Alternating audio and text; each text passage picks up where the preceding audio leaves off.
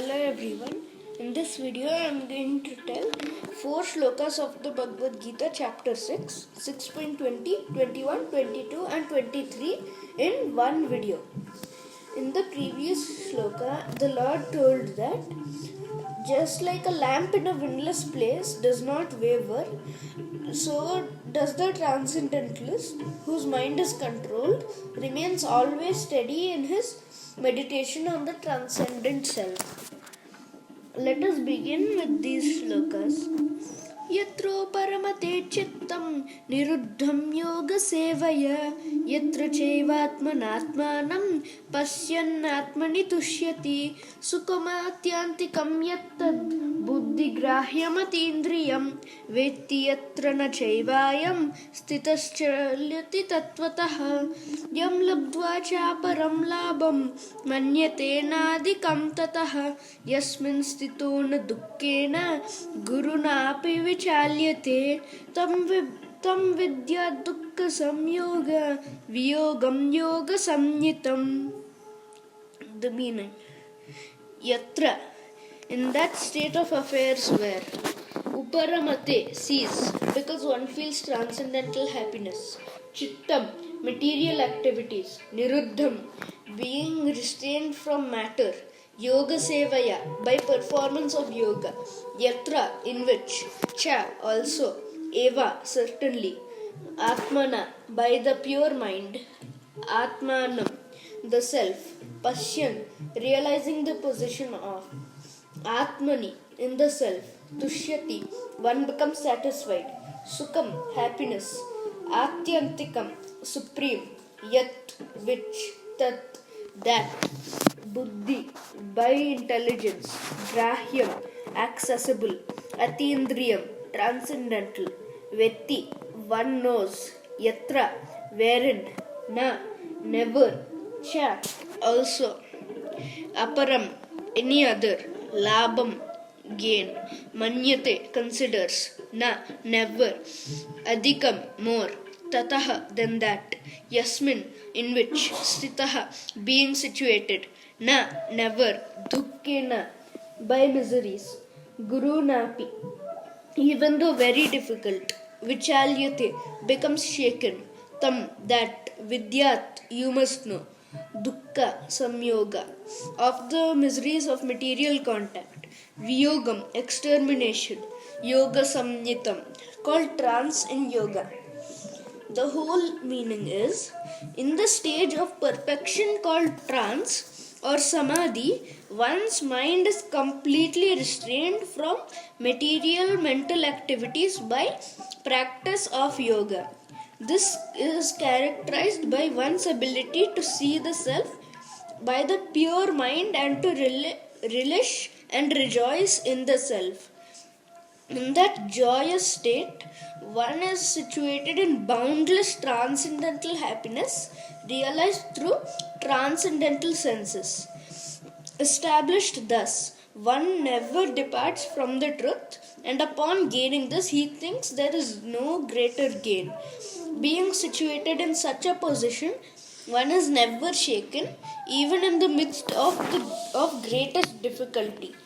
This indeed is actual freedom from all miseries arising from material contact.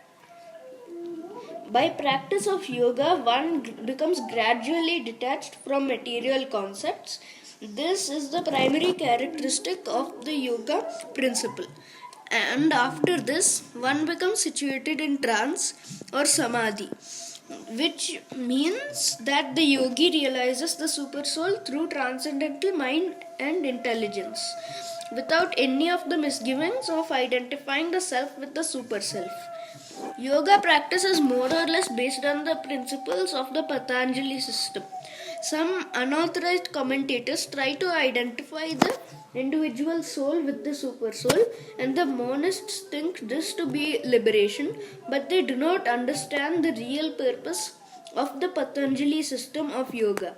There is an acceptance of transcendental pleasure in the Patanjali system, but the monists do not accept this transcendental pleasure out of fear of jeopardizing the theory of oneness.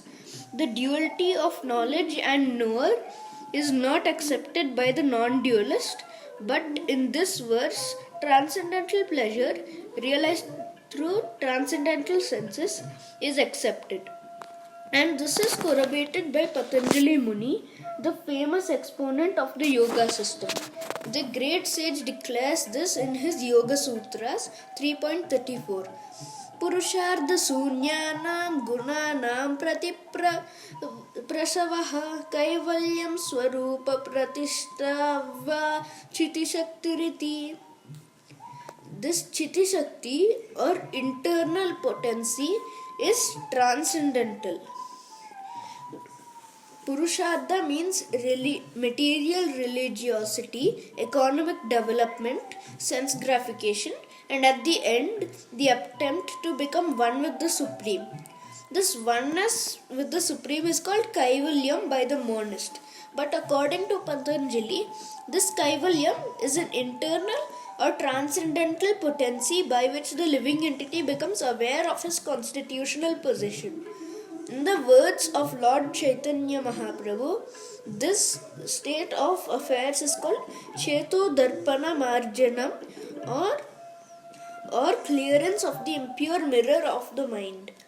This clearance is actually liberation or Bhavamaha Davagni Nirvapanam. The theory of nirvana, also preliminary, corresponds with this principle. In the Bhagavatam 2.10.6, this is called Swarupena Vyavastitihi.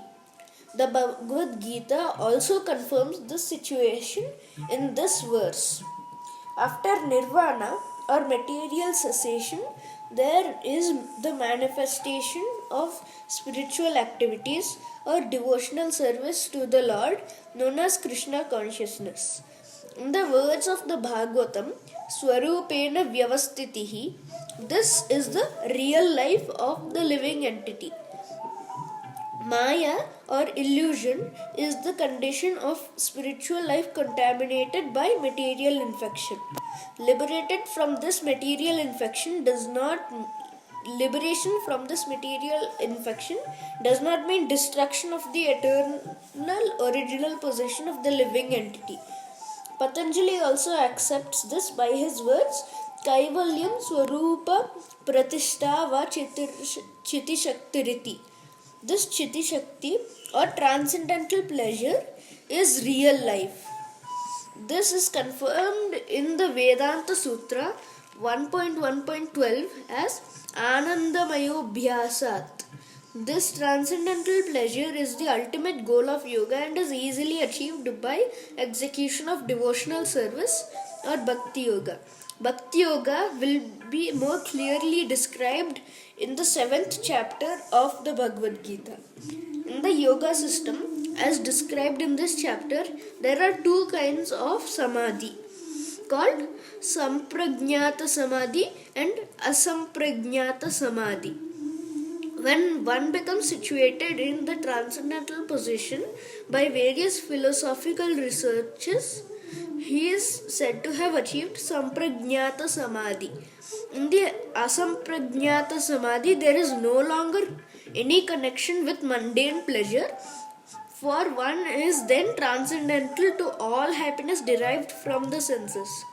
When the yogi is once situated in that transcendental position, he is never shaken from it. Unless the yogi is able to reach this position, he is unsuccessful. Today's so-called yoga practice, which involves various sense pleasures, is contradictory. A yogi indulging in sex and intoxication is a mockery. Even those yogis who are attracted by the siddhis, perfections, in the process of yoga are not perfectly situated.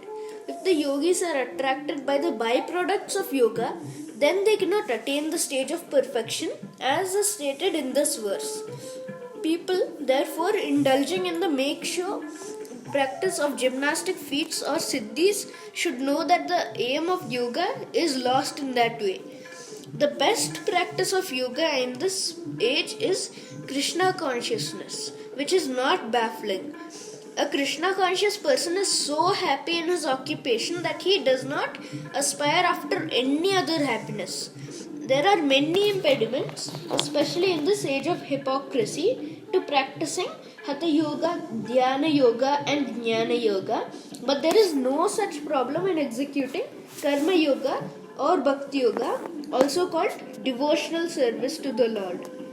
As long as the material body exists, one has to meet the demands of the body, namely eating, sleeping, defending, and mating. But a person who is in pure Bhakti Yoga or Krishna consciousness does not arouse the senses while meeting the demands of the body. Rather, he accepts the bare necessities of life, making the best use of a bad bargain, and enjoys transcendental happiness in Krishna consciousness. He is fine with any bad incidents such as accidents, disease, scarcity, and even the death of a most dear relative, but he is always alert to execute his duties in Krishna consciousness or Bhakti Yoga. Accidents never deviate him from his duty. As stated in the Bhagavad Gita 2.14, Agamapayino Nityas Tam Stitikshasva Bharata. He endures all such incidental occurrences because he knows that they come and go and do not affect his duties. In this way, he achieves the highest perfection in yoga practice. Thank you for watching, and I will tell the next shloka in the next video.